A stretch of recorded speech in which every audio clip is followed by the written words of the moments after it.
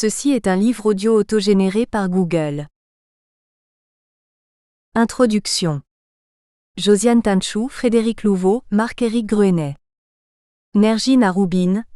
C'est donc avec notre pauvre peau, c'est avec le malheur de nos copains que nous comprenons ce qu'est la satiété. Elle ne dépend aucunement de la qualité de ce qui est mangé, mais de la manière dont on mange. Le bonheur, eh bien le bonheur c'est bien pareil mon petit vieux. Il ne dépend absolument pas du volume de bien-être matériel que nous avons arraché à l'existence. Il ne tient qu'à notre façon de réagir devant ce bien-être.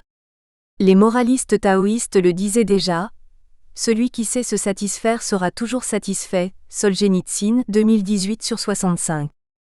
Interrogez une base de données bibliographique en renseignant les termes well-being, ou bien-être, et vous verrez s'afficher, par exemple sur PubMed, spécialisé en médecine et biologie, 7 470 524 références ou encore sur la base de données en sciences humaines et sociales Percé, 625 138 résultats. Le bien-être est l'objet d'un nombre incommensurable d'ouvrages de toute nature alimentant les rayons des librairies des pays du Nord, enseignant aux lecteurs des techniques ou astuces ayant trait à la santé, l'alimentation, le corps, l'habitat, le développement personnel, la spiritualité, etc. Cet engouement pour le bien-être, véritable marché du malaise Marquis 2014, a aussi son revers, le syndrome du bien-être, Cederstrom Spicer 2016. Dans le domaine des sciences humaines et sociales, la psychologie a apporté d'importantes contributions à la définition du bien-être irriguée par plusieurs courants de pensée, avec des débats initiés depuis les années 1970, Fromm 1976, sur l'essence du bien-être. Une discipline a même été fondée en 1998 par Martin E. P. Seligman, la psychologie positive, mettant le bien-être au cœur de ses objets d'étude. Des bases de données et des périodiques spécialisés dans le domaine sont publiés, ainsi, comme le rappelle Pawin 2014, avec la World Database of Happiness à partir de 1984, ou encore le Journal of Happiness Studies à partir de 2000. Ce faisant, on a oublié comme le rappelle Olivier Mocco 2007, qu'au XIXe siècle, le bien-être désignait les soutiens-gorge. Depuis le début des années 2000, la notion s'est notamment imposée dans les domaines de la philosophie politique et morale, les études sur le développement et de l'économie. Elle est mobilisée pour placer l'individu au centre du social, Corsine Jiménez 2008. Le bien-être est devenu une notion clé dans les modèles économiques, les politiques d'aide au développement, utilisées comme substitut, alternative ou complément à la notion de justice sociale. L'influence des travaux d'économistes et de philosophes élaborant une théorie des capacités a été décisive pour les acteurs internationaux du développement, qui intègrent désormais le bien-être aux classiques indices de développement humain des pays du Sud. On considère ainsi que l'individu mobilise ses capacités d'agir et de choisir parmi les biens disponibles pour atteindre son bonheur et accomplir ses désirs, et partant jouir de sa liberté, Seine 1985. En dépit du large éventail d'études sur le sujet, la notion de bien-être reste ambiguë. Les textes rassemblés dans le présent ouvrage sont issus d'un colloque pluridisciplinaire et international qui a réuni des chercheurs de différentes disciplines des sciences humaines et sociales, afin de proposer des lectures, analyses et explorations critiques des représentations politiques, sociales, économiques, culturelles du bien-être. Organisé à Bordeaux du 22 au 25 octobre 2019, il a été l'occasion de faire dialoguer les chercheurs et artistes autour de la notion de bien-être examinée selon des échelles allant de l'expérience subjective aux dimensions institutionnelles, en passant par des essais d'objectivation, en s'attachant aussi bien à des contextes du Nord que du Sud. Cette nébuleuse du bien-être valorise l'autonomie de l'individu au Nord avec toutes les charges qu'elle fait peser sur lui, et renvoie désormais à une injonction à l'agencéité, comme nous le rappelle ici Alain Ehrenberg, chapitre 1, lorsqu'il évoque le large spectre recouvert par la santé mentale dont l'OMS nous dit qu'elle est un état de bien-être dans lequel une personne peut se réaliser, surmonter les tensions normales de la vie, accomplir un travail productif et contribuer à la vie de sa communauté. OMS 2013 page 42. Si le bien-être est souvent associé à la satisfaction, au bonheur, il est également très lié à la santé physique, Colby 1987. À l'échelle internationale, Le bien-être était déjà convoqué par les États représentés dans le système des Nations Unies, lorsqu'en juillet 1946, la Constitution de l'Organisation mondiale de la santé spécifie dans la première phrase de son préambule que « La santé est un état complet de bien-être physique, mental et social et ne consiste pas seulement en une absence de maladie ou d'infirmité. » Ainsi, dès le lendemain de la Seconde Guerre mondiale, l'injonction de parvenir à un état complet de bien-être est érigée, via la santé, en un objectif vers lequel doivent tendre tous les pays de la planète, au titre des droits fondamentaux de tout être humain, quelle que soit sa race, sa religion, ses opinions politiques, sa condition économique ou sociale. La santé-bien-être est même considérée comme une condition fondamentale de la paix du monde et de la sécurité. La perspective de l'OMS englobe toutes les dimensions de l'être humain, la socialité humaine, Ehrenberg, dans ce volume, du niveau le plus micro au niveau le plus macro. Elle invite à une prise de conscience que le bien-être individuel est aussi lié à la mise en œuvre de stratégies spécifiques par les États, pour le plus grand bénéfice de leur population. En conséquence, cette proposition validée par tous les États il y a presque 80 ans fait écho à des éléments centraux de la théorie sociale d'aujourd'hui, la capacité d'agir des individus et la responsabilité des États. Elle nous invite à envisager tout l'éventail des acceptions de la notion, depuis les plus individuelles aux plus institutionnelles, depuis ses dimensions subjectives jusqu'à ses dimensions objectivables qui s'accordent, plus ou moins, et entrent souvent en tension. La tension entre l'individuel et le collectif, avec la nécessaire prise en compte des dispositifs institutionnels, ne rend-elle pas la notion de qualité de vie plus pertinente comme le suggère Daniel Blay, chapitre 2 ? Dans la mesure où elle se situe à l'interface de l'individuel et du collectif, du biologique et du social, de la santé et de l'environnement, de la mesure et de la perception des phénomènes, la qualité de vie ne serait-elle pas alors plus adaptée ? Les outils de mesure de la qualité de vie ne sont-ils pas plus faciles à manipuler, plus aisément objectivables, plus adaptés aux comparaisons nord-sud que la notion floue de bien-être ? Qualité de vie et bien-être sont sans doute indissolublement liés, tout comme bien-être social, référence ici aux dispositifs institutionnels et à leur qualité et bien-être subjectif. Mireille Razafin-Dracoto, chapitre 3, nous invite à prendre en compte les deux dimensions du bien-être si l'on veut mener une analyse fine et complète des situations économiques nationales. Engageant le débat sur la pertinence d'une mesure qui se limite aux seuls critères objectifs, par exemple le critère monétaire, les revenus, elle montre l'importance pour l'approche économique de prendre en compte les indicateurs subjectifs aux côtés d'indicateurs objectifs, par exemple la satisfaction des populations et leur confiance dans les institutions, soit des facteurs clés de la stabilité d'un pays. Le bien-être devient alors un critère de cohésion sociale. La charge accompagnant l'autonomie des individus, cette fatigue d'être soi, Ehrenberg 1998, est bien souvent au cœur de la quête de bien-être des adeptes de techniques avec un arrière-plan de spiritualité comme le yoga ou la méditation. Caroline Nizar, chapitre 8, nous le rappelle à propos de la pratique du yoga basée sur des techniques de respiration qui, selon les propos d'une de ses interlocutrices, permet d'être présente à son corps, de se sentir légère, de donner un sentiment d'union entre son corps et ses pensées. La mesure objective d'une pratique subjective a été réalisée par l'auteur, qui montre bien la relation entre les sensations des individus, le subjectif, et les effets physiologiques sur la respiration ou la fréquence cardiaque, l'objectif. Mais la clé de la verbalisation du bien-être ressenti dépend de la formation, soit le niveau atteint par l'individu et le lexique utilisé par le formateur. Le bien-être dans ce sens pourrait faire référence à un processus cognitif de contentement, de satisfaction ou de bonheur découlant d'un fonctionnement biologique, émotionnel et psychologique optimal auquel on peut accéder par des pratiques appropriées, telle la thérapie cognitive basée sur la pleine conscience, qui fait l'objet d'enseignements spécifiques et dont les vertus sont mobilisées notamment par des personnels de santé. Or, comme le souligne Sarah Leménestrel, chapitre 9, analysant les attendus et les idéologies qui sous-tendent une telle pratique, la dimension religieuse n'est jamais loin. Ainsi, il ne s'agit pas d'une notion absolue. Elle se révèle dans la perception qu'a l'individu de ses propres aspirations ou valeurs qui peuvent changer au fil du temps et varier d'une culture à l'autre, mais aussi en fonction de la perception de son corps.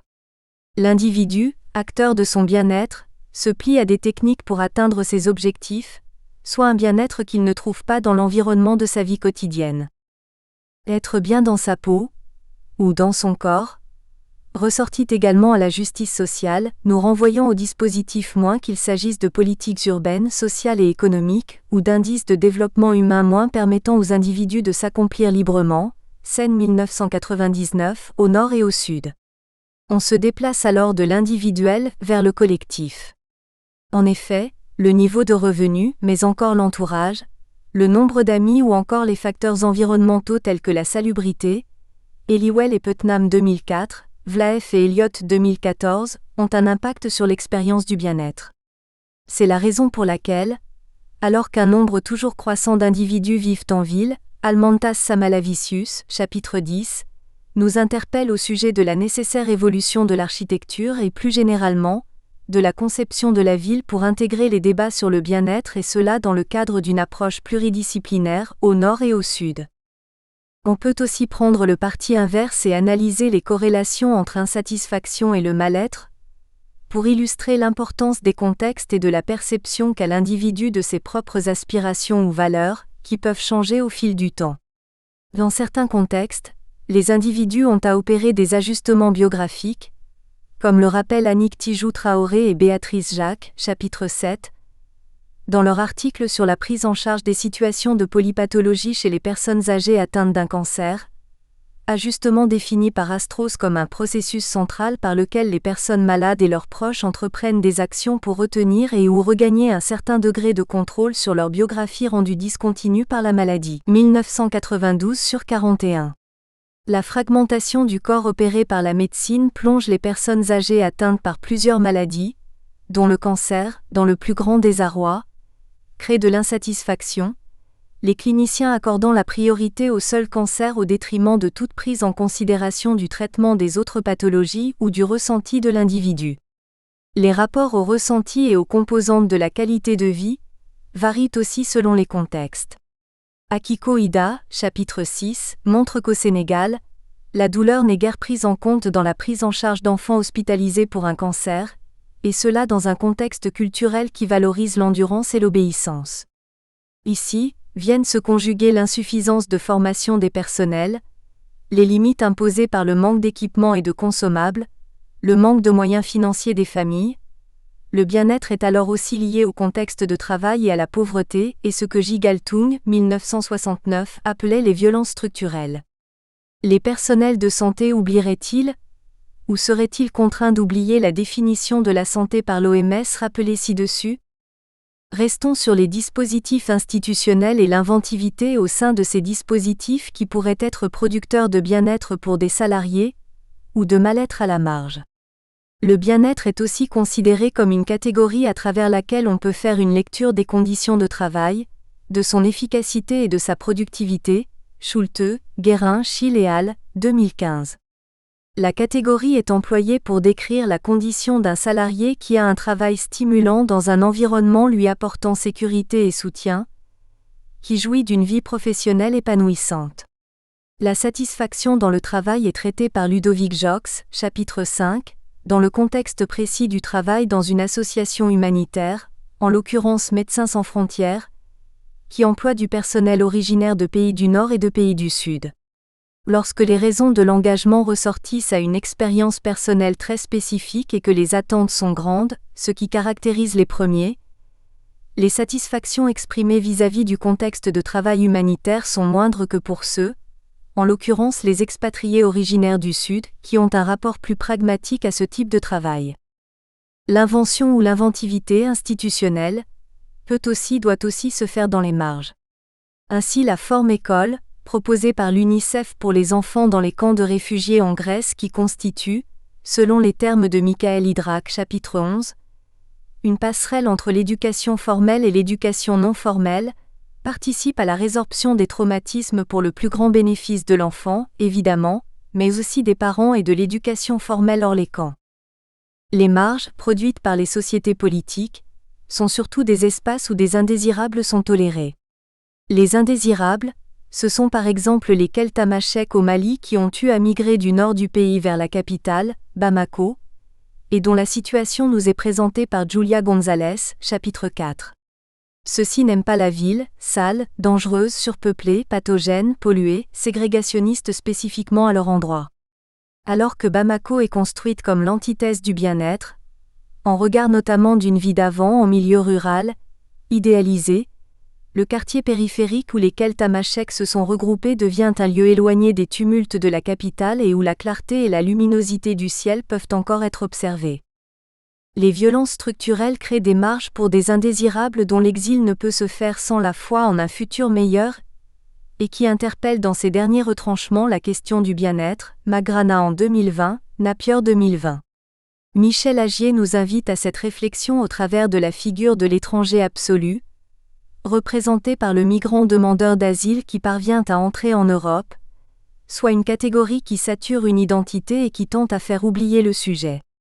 C'est sans doute la leçon qu'il convient de tirer de l'épopée de Hassan, rapportée chapitre 12, à la fin de l'ouvrage, migrant soudanais qui arrive à Paris, devenu étranger malgré lui, aux caractéristiques assignées et aujourd'hui poète reconnu. Retour du sujet, exemplification du caractère subjectif du bien-être et de son contraire, réification de l'agencéité de l'individu et des dispositifs institutionnels qui défavorisent le bien-être et dont décidément on ne saurait se passer au nord comme au sud. Néanmoins, autour du bien-être s'est constitué un marché souvent accompagné d'une caution de scientificité, avec des objets, tels toutes les productions ayant trait au développement personnel, qui mériteraient des recherches spécifiques. Ce marché s'accompagne d'une démarche publicitaire qui joue, selon Olivier Mocco 2007, sur la peur du déséquilibre et du mal-être, tout en proposant des cures et en transformant les individus en potentiels consommateurs. En tout lieu et en tout temps, l'individu doit être performant, satisfait, bien. Il y a là une injonction à la perfection rappelant les exigences que l'on a à l'égard d'un objet technique, dont on attend un fonctionnement optimal quelles que soient les circonstances, les contextes, les lieux, soit un idéal transhumaniste d'optimisation constante. Nous assumons, à travers les articles présentés ici, une approche humaine du bien-être, se rapprochant de celle proposée par Michael Jackson 2011. Vivre dans des limites, les limites d'un camp de réfugiés, les limites imposées par un corps malade ou souffrant, par la précarité des situations économiques, en bref, les limites imposées par notre condition humaine et sociale. Ceci n'est pas une invite à la subordination, ou à la passivité, mais un appel à une insubordination qui trouverait sa force et son fondement dans la reconnaissance d'une condition ou d'une humanité imparfaite et fragile. Remerciements. Nous tenons à remercier les auteurs pour leur contribution. Nous remercions Cédric Delièvre et Jean-Frédéric Dehasque, le coordinateur de la collection Investigation d'anthropologie prospective, pour leur patience tout au long du processus éditorial. Les responsables de la collection, Julie Hermès, Pierre-Joseph Laurent, Séverine Lagneau, Jacinthe Mazzochetti, Olivier Servet et Anne-Marie Vuillemenot pour leurs retours et commentaires sur le projet éditorial et le manuscrit. Nous remercions les collègues qui ont participé à l'évaluation des manuscrits, pour leur investissement dans ce projet éditorial. Nous tenons à remercier en particulier David Le Breton, Laurent Vidal, Zoé Rollin, Marion Frésia, Philippe Lavigne-Delville, Alice Corbet, Arnaud Alloy, Katharina Genzi, Michael Haussmann, Daniel Sirette, Benjamin Derbé, Anne Vega, Oliver Chadouin, René Kazig. Bibliographie. Cederstrom C. Spicer A. Le syndrome du bien-être Paris, l'échappée, Col. Pour en finir avec, 2016. Colby BN, Wellbeing, A Theoretical Program, American Anthropologist, 1987, volume 89, numéro 4, pp 879 à 895. Corsine Jiménez Saed, Culture and Wellbeing, Anthropological Approaches to Freedom and Political Ethics, London, Pluto Press 2008. Ehrenberga, La fatigue d'être soi. Dépression et société, Paris, Odile Jacob, 1998. From A to Avoir to Be, New York Harper & Row 1976. Galtung J. 1969, Violence, Peace and Peace Research, Journal of Peace Research, 6-3, pp 167 à 191. Eliwell J.F. Putnam R.D., The Science of Wellbeing, Integrating Neurobiology, Psychology and Social Science, Philosophical Transaction, Biological Science, 2004, volume 359, numéro 1449, pp 1435 à 1446. Jackson Monsieur, Life Within Limit. Well-Being in a World of Want, Durham and London, Duke University Press 2011. Linton M.J., Dieppe P., Medina Lara A. Review of 99 Self-Report Measures for Assessing Well-Being in Adults, Exploring Dimension of Well-Being and Development Over Time, 2016 BMJ Open 6e 010641, DOI, 10.136 BMJ Open 2015 à 010641. Mokoo, Bien-être, Quaderni 2007 numéro 63, pp 14 à 15. Marquien, du bien-être au marché du malaise. La Société du développement personnel, Paris PUF Col. Partage du savoir, 2014, préface d'Alain Ehrenberg. Magrana Ansé, Activisme Maker, Katmandou, Paris, Toronto, New York City. Critique Ethnographie Swedish Journal of Anthropology 2020, volume 3, numéro 1, pp 43 à 60. Moulin à M, le médecin du prince. Voyage à travers les cultures. Paris, Odile Jacob, 2010. Moulin à M, Islam et révolution médicale. Le labyrinthe du corps, Paris, I.R. Descartala, 2013. Napier D., Sensuous Scholarship and the Quest for Wellbeing. Critique Ethnographie Swedish Journal of Anthropology 2020, volume 3, numéro 1, pp 21 à 32.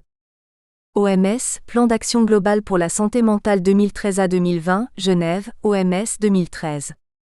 Schulte P., Guérin R., Sheila et al., Consideration for Incorporating Wellbeing in Public Policy for Workers and Workplace, AMJ Public Health 2015, volume 105, numéro 8, pp 31 à 44. Senna, Wellbeing, Agency and Freedom, The Dewey Lecture 1984, The Journal of Philosophy 1985, volume 82, numéro 4, pp 169 à 221. Senna, Development à Freedom, Oxford, Oxford University Press, 1999. Solzhenitsyn, Le Premier Cercle, Paris, Robert Laffont 2018. Strossa, La trame de la négociation, Paris, L'Harmattan 1992.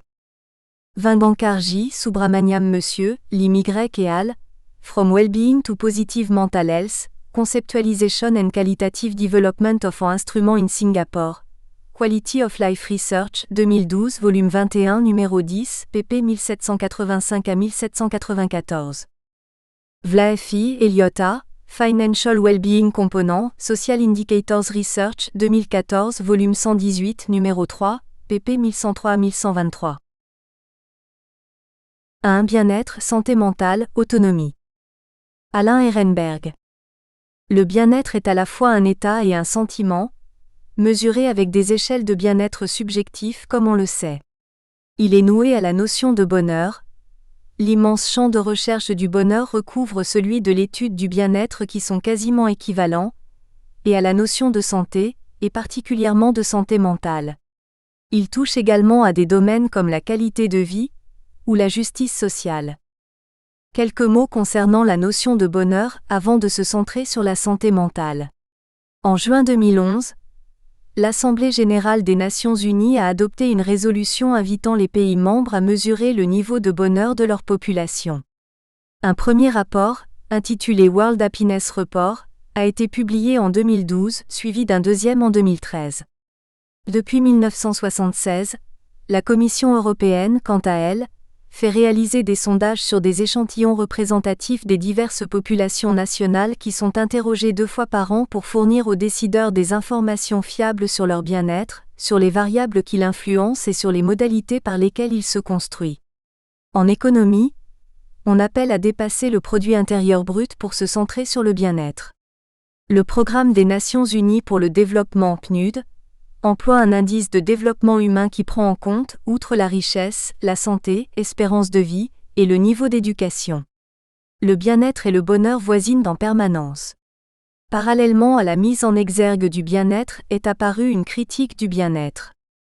En 1966, le sociologue américain Philip Rieff publiait un livre polémique, réédité en 1987, intitulé Le triomphe du thérapeutique. Par triomphe, Il voulait dire que la thérapie n'était désormais plus seulement un moyen de soigner les gens, mais aussi et surtout une conception du monde qui a transformé l'homme social en homme psychologique. Cette nouvelle personnalité obsédée par son bien-être qui signe, écrivait-il, la chute de la culture ascétique et donne la réponse à l'absence de Dieu.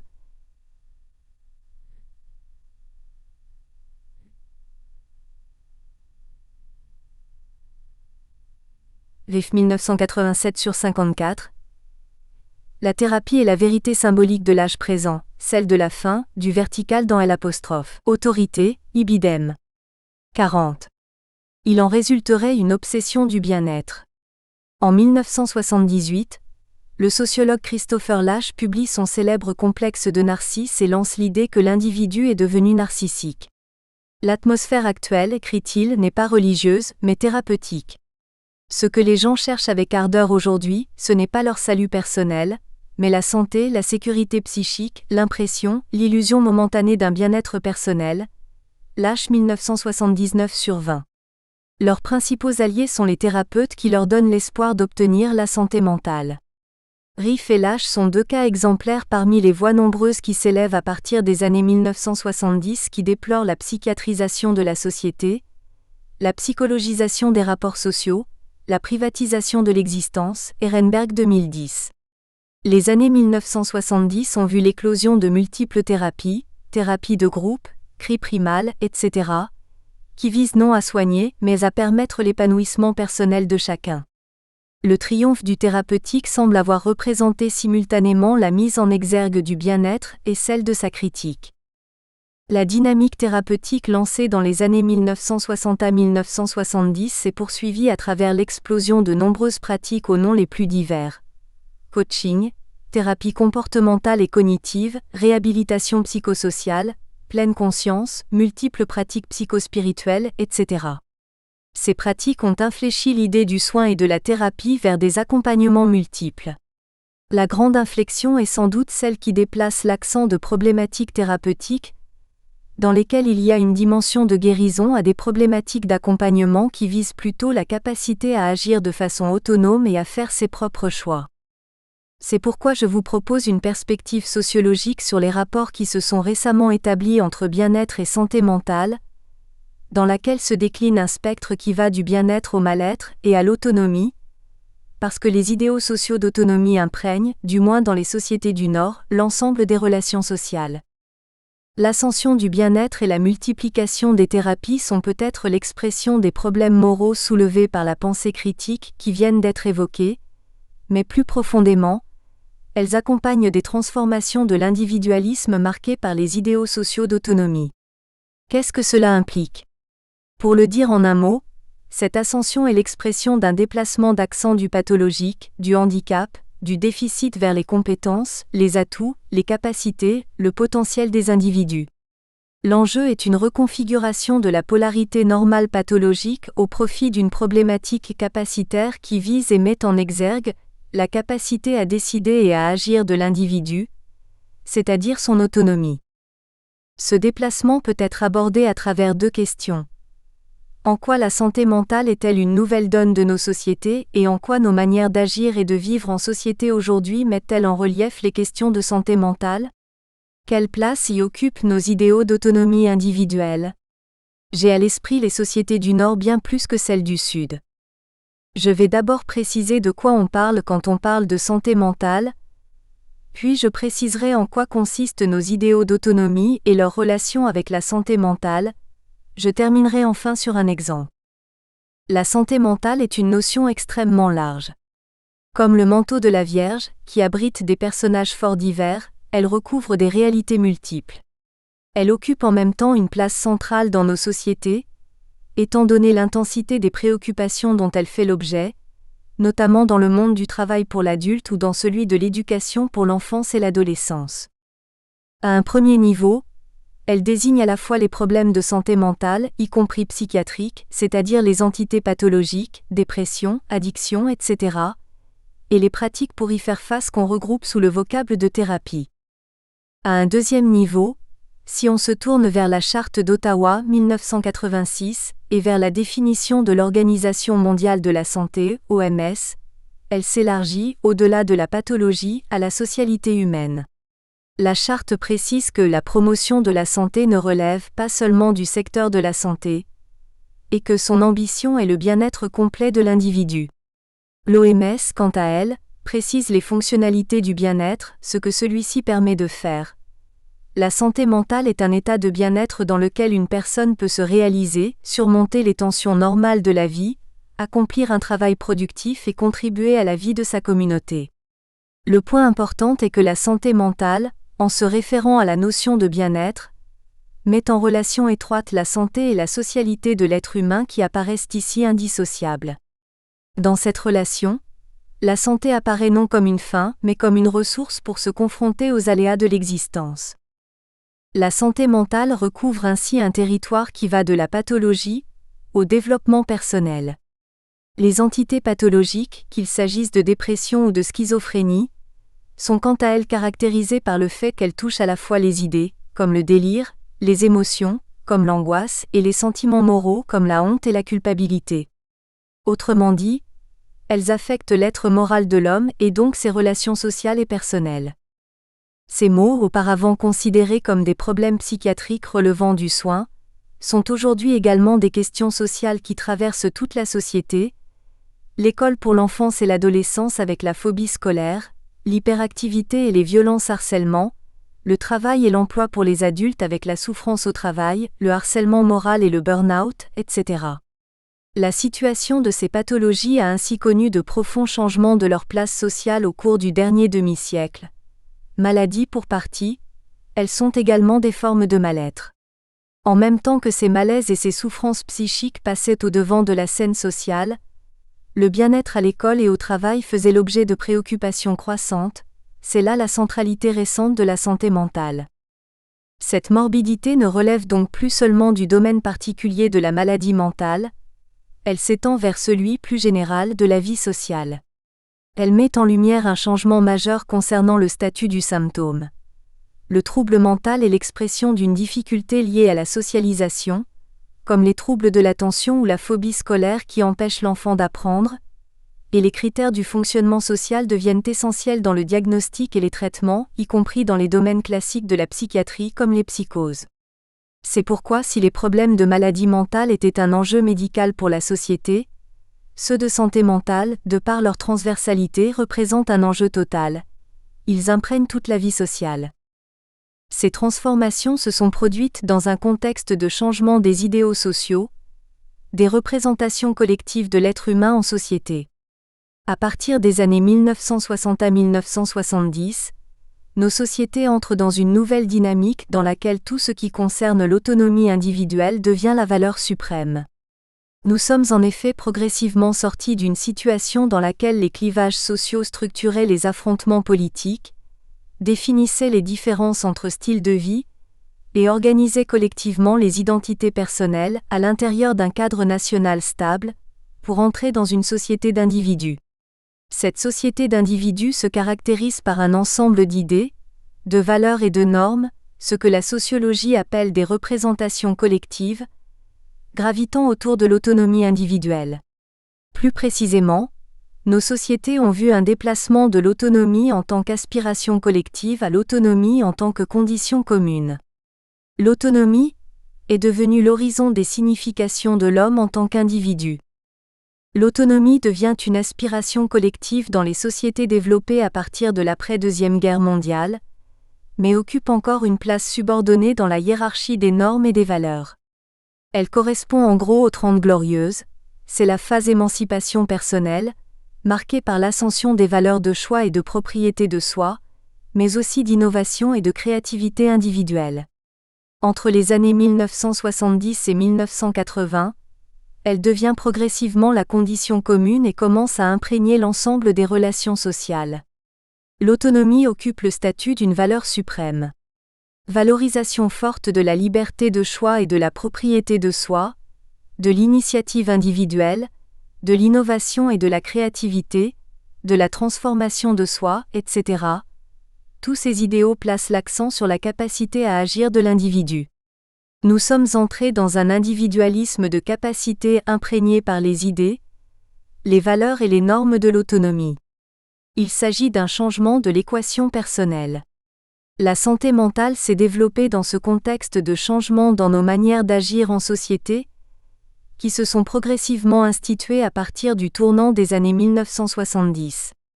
3 courts exemples permettront de montrer des facettes de l'autonomie dans les institutions. Le passage du travail divisé au travail flexible dans l'entreprise illustre l'ascension des attentes d'autonomie individuelle. La discipline de l'organisation du travail taylorienne change de signification. Elle est subordonnée non à la visée d'obtenir de l'initiative individuelle et donc des capacités à s'automotiver, qu'il s'agisse de travailler ou de retrouver un travail. Elle tend donc à l'autodiscipline. Dans la discipline, l'équation personnelle est faible, dans l'autonomie elle est forte. Ce changement global se marque dans nos sociétés par la diffusion de formes de régulation des conduites, qui sont à l'autonomie ce que l'obéissance mécanique était à la discipline. Là où il s'agissait de rendre les individus utiles, parce que dociles, il s'agit aujourd'hui de développer les capacités des individus d'agir par eux-mêmes de façon appropriée, autrement dit, de s'auto-activer en montrant suffisamment d'autocontrôle émotionnel pour ne pas rater l'action. Le préfixe auto et les capacités évoquées nous conduisent à la centralité de la santé mentale en un sens positif à travers le vocabulaire omniprésent des compétences émotionnelles, relationnelles ou de savoir-être, compétences explicitement sociales qui font l'objet d'attentes fortes, notamment dans le monde du travail. La santé mentale apparaît alors comme la condition de la bonne socialisation de chacun. Plus généralement, le souci pour les émotions tient à ce que, dans l'autonomie condition, les questions d'autocontrôle émotionnel et pulsionnel, dont la capacité à exprimer ses émotions, sont bien plus décisives que lorsque l'autonomie était une aspiration. Le sociologue Norbert Elias a fort bien vu pourquoi. S'affirmer comme adulte dans des sociétés structurées de la sorte requiert un degré élevé d'anticipation et de maîtrise des impulsions passagères afin d'atteindre des objectifs à long terme et de réaliser ses envies. S'affirmer en tant qu'adulte dans nos sociétés demande un degré élevé de maîtrise autorégulée de ses pulsions et affects. Elias 2010/160. Plus la complexité sociale s'accroît, particulièrement par l'incertitude de l'avenir, plus se fait sentir le souci pour l'autocontrôle émotionnel et pulsionnel. Notre société est très exigeante de ce point de vue. Deuxième exemple, sur la scène de l'école et de l'éducation, prenons un rapport français récent, Bien-être et santé des jeunes, remis au ministre de la Santé et à celui de l'Éducation nationale en 2016, Moreau et Brison 2016. Il est très représentatif d'une dynamique analogue à la scène du travail. Il souligne que la loi de refondation de l'école votée en 2013 a mis l'accent sur la nécessité de faire évoluer en profondeur la prise en compte par l'école des difficultés psychologiques rencontrées par les jeunes, le climat scolaire, l'écoute, etc. En un mot, une nouvelle approche de la place de la psychologie dans le système éducatif se dessine. Il indique la démarche que les psychologues scolaires doivent suivre avec les élèves. Ne pas réduire le jeune à ses difficultés permet de prendre appui sur ses forces et ses atouts pour apporter aide, soutien et soin. Toute démarche thérapeutique a ainsi pour vocation à rétablir le jeune dans ses potentialités et à lever les freins à son développement affectif et social. L'ascension récente du concept de bien-être qui, précise le rapport, concerne tous les jeunes, et de son double, la souffrance psychique, reconfigure les séparations entre élèves handicapés, à besoins spéciaux et les autres. L'enjeu du couple bien-être-souffrance psychique est de passer d'une approche en termes déficitaires et d'inadaptation, à une approche jouant sur les forces et les atouts de l'individu, sur son potentiel. Au lieu de mettre l'accent sur les déficiences à compenser de la personne, il convient de mettre en place un accompagnement lui permettant de prendre les décisions qui la concernent et de développer ses capacités à le faire. Il y a là un net changement dans la conception de l'action publique. Ces changements dans la manière d'agir sont également agissants dans le domaine du soin, notamment auprès des personnes atteintes de schizophrénie, la maladie cardinale de la psychiatrie. Ce dernier exemple permet de voir comment les idéaux d'autonomie reconfigurent le pathologique. Avec la généralisation de la prise en charge des troubles psychiatriques lourds en ambulatoire, et la généralisation de l'idée que les personnes atteintes doivent vivre dans la société et non à l'hôpital, nous avons assisté à une inflexion générale des idées et des valeurs en matière de prise en charge, de traitement et d'accompagnement dans le sens que je viens d'indiquer. Le changement dans l'esprit du soin est devenu éclatant avec la montée en puissance des problématiques capacitaires, c'est-à-dire des approches centrées sur les capacités relatives des personnes plutôt que sur leurs déficits et qui visent moins la guérison que ce qu'on appelle le rétablissement, c'est-à-dire la capacité à agir de façon autonome et à faire ses propres choix, malgré la persistance de symptômes psychiatriques. Capacité relative veut dire qu'on cherche plutôt à agir sur les atouts de l'individu, à développer ses potentialités. Ces problématiques dessinent la figure du patient capable. Elles sont portées par une nouvelle thérapie, la réhabilitation psychosociale qui vise le rétablissement des personnes. Par rapport aux psychothérapies classiques, elle s'élargit à de nouvelles cibles thérapeutiques, à savoir les difficultés neurocognitives, d'attention, de mémoire, d'organisation de la pensée, qui grèvent fortement la qualité de vie des personnes et les handicaps sociaux, difficultés diverses dans les interactions sociales, qui empêchent l'insertion dans la société. Le but central de la réhabilitation est de permettre aux personnes atteintes de troubles mentaux sévères et durables de développer leur capacité d'autonomie le plus largement possible, condition indispensable pour vivre dans la société. L'idée de rétablissement, qui se substitue donc à la notion de guérison, recompose les rapports entre handicap et capacité.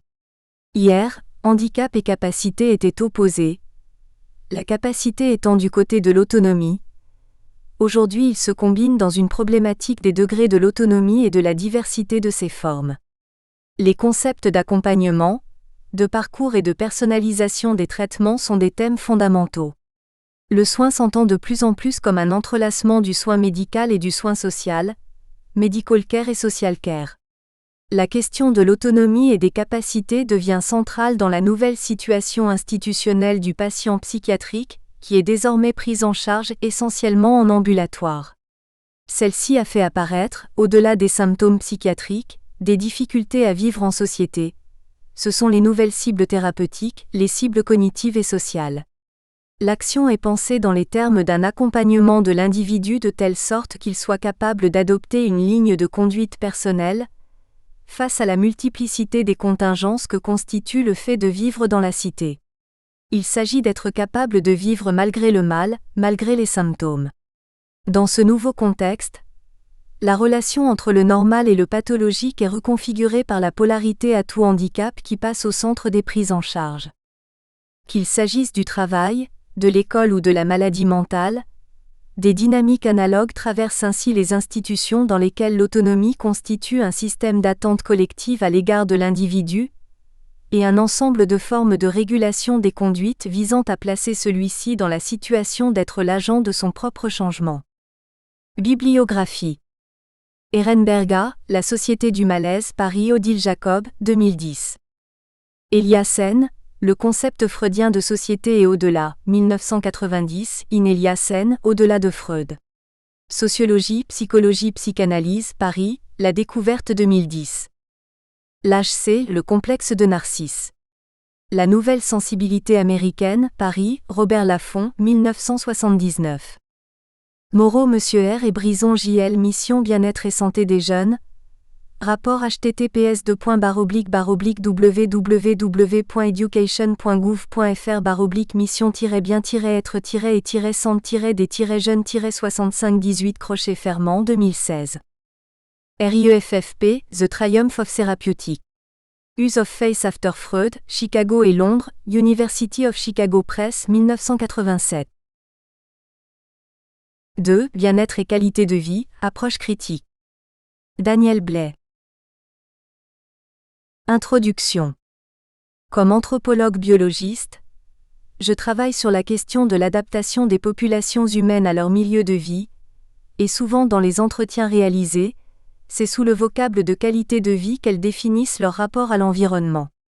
C'est en m'inscrivant dans cette approche que j'ai mené des recherches, dans une diversité de lieux et de cultures, sur la notion et les composants de la qualité de vie, qui est une tentative de conceptualisation et d'analyse des facteurs qui interviennent dans l'expression concrète du bien-être des populations, de leur perception subjective et symbolique et des conditions qui leur sont imposées tant par le milieu naturel de leur cadre de vie que par leur milieu social.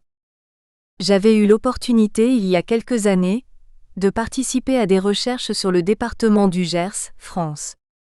J'avais initié un travail, Blay et Licht 2005, sur la façon dont les politiques en charge des affaires de ce département rural du Sud-Ouest s'étaient approprié le titre du film Le bonheur est dans le pré pour promouvoir leur région sous forme d'un slogan identitaire, Le bonheur est dans le Gers, expliquant qu'il s'agissait du département où l'on vivait le plus vieux en France, dans un cadre de vie agréable et non pollué, et avec un mode de vie et d'alimentation sain. Nous avions réalisé une enquête par questionnaire auprès d'élèves du lycée Pardaillan de la ville d'Auch, chef-lieu de département, sur leur définition du bonheur, afin de savoir s'ils s'identifiaient ou non à un territoire reconnu comme un département du bien-vivre, comment ils se représentaient leur milieu de vie et quels étaient les avantages et les inconvénients qu'ils y attribuaient. Ce qui ressortait des réponses, c'est que la conception du bonheur par ces élèves était une approche très individualiste, quiétude, bien-être, qui mettait en avant le confort psychologique. La qualité de vie s'exprimait aussi en termes de bien-être, mais faisait également appel à d'autres aspects liés à l'alimentation, à la santé et à la nature. La qualité de vie correspondait donc pour ces jeunes à une dimension plus globale que le bonheur et le bien-être.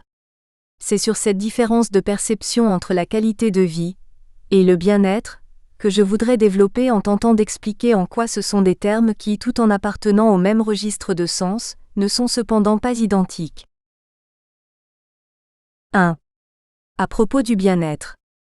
Le bien-être est un terme difficile à définir et d'ailleurs dans la littérature on trouve des définitions et des approches qui peuvent être différentes selon le champ disciplinaire et l'application qui en est faite. Diener 2006, Carlquist, Hulberg, Della Fave et Hall 2016. Il y a des points communs que l'on retrouve dans l'ensemble des définitions et qui me semblent tous se rattacher à l'individu ou à la personne et qui concernent par exemple l'estime de soi, la maîtrise de sa vie, le développement personnel, la gestion des émotions, les dimensions psychiques, etc. Ces termes sont synonymes ou constitutifs de la notion de bien-être. D'une façon plus générale, on retiendra de ces différentes définitions que le bien-être, c'est être bien. D'ailleurs en opposition au mal-être qui en est le versant négatif et qui est une notion que l'on retrouve souvent employée dans le monde du travail. Pour illustrer ce constat, je citerai une publication de l'INSERM 2008 qui examine les effets de l'activité physique sur le bien-être et la qualité de vie, où il est dit que être bien dans son corps et dans sa tête est synonyme d'harmonie, de joie de vivre, de bonne santé mentale, de tout ce qui fait que la vie mérite d'être vécue. Les auteurs considèrent que le bien-être, c'est un vécu, et indiquent que le corps prend une place de plus en plus importante dans la société et donc que le sentiment que chacun porte à son corps devient un élément important de l'estime globale que chacun s'attribue. Cette importance accordée au corps se retrouve aussi depuis maintenant quelques décennies dans la valorisation du corps bronzé, perçu comme une recherche esthétique et de bien-être, sans considération pour l'impact sur la santé de cette pratique. Ces différents propos qui mettent en évidence la relation au corps dans l'approche du bien-être se retrouvent d'ailleurs dans l'analyse d'un micro-trottoir, Ayar et Vernadza Licht 1996, qui avait été réalisé à Paris à l'occasion d'une exposition sur la santé à la Cité des Sciences où la question posée était « Pour vous, qu'est-ce que c'est que la santé ?» Les personnes répondaient que la santé c'est la bonne santé, et que être en bonne santé c'est l'absence de maladie, mais aussi l'adoption d'un mode de vie sain, et que c'est lié à la forme et au moral. Être en bonne santé, c'est finalement comme l'exprimait l'une des personnes interrogées, être bien dans sa peau et dans sa tête. Et les auteurs concluaient que la santé, la bonne santé pouvait être assimilable à un sentiment de bien-être. Il est d'ailleurs intéressant de remarquer que la définition du bien-être dans le dictionnaire Larousse reprend cette approche en disant qu'il s'agit d'un état agréable résultant de la satisfaction des besoins du corps et du calme de l'esprit. De la même façon, on notera que la définition profane de la santé n'est pas très éloignée de celle de l'OMS, 1993, pour qui il s'agit d'un état complet de bien-être physique, social et mental et ne consiste pas seulement en une absence de maladie ou d'infirmité.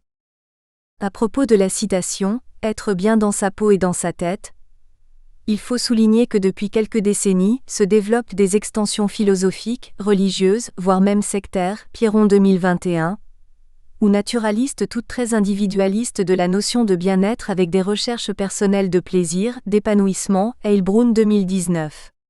Il suffit pour illustrer ce constat, de faire une recherche sur l'item bien-être sur Internet pour voir apparaître dans les premières pages un ensemble de propositions, la plupart du temps commerciales, qui concernent majoritairement le corps et la santé, par exemple, les lieux où se détendre, des conseils de soins naturels, etc.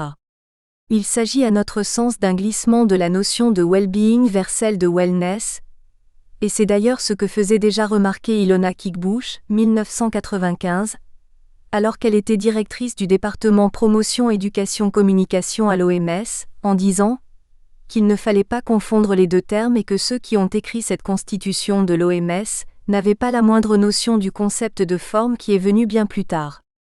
L'appel à communication du colloque, le bien-être au nord et au sud, exploration, contradiction, pouvoir et pratique, 2019, rappelait que le bien-être est associé à la satisfaction, au bonheur et à la santé physique, mais ne néglige pas la dimension sociale, voire sociétale, avec notamment la discussion entre les approches subjectives et objectives du bien-être.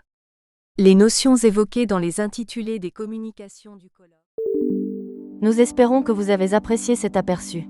Pour continuer à écouter ce livre audio sur Google Play Livres, utilisez le lien dans la description de la vidéo.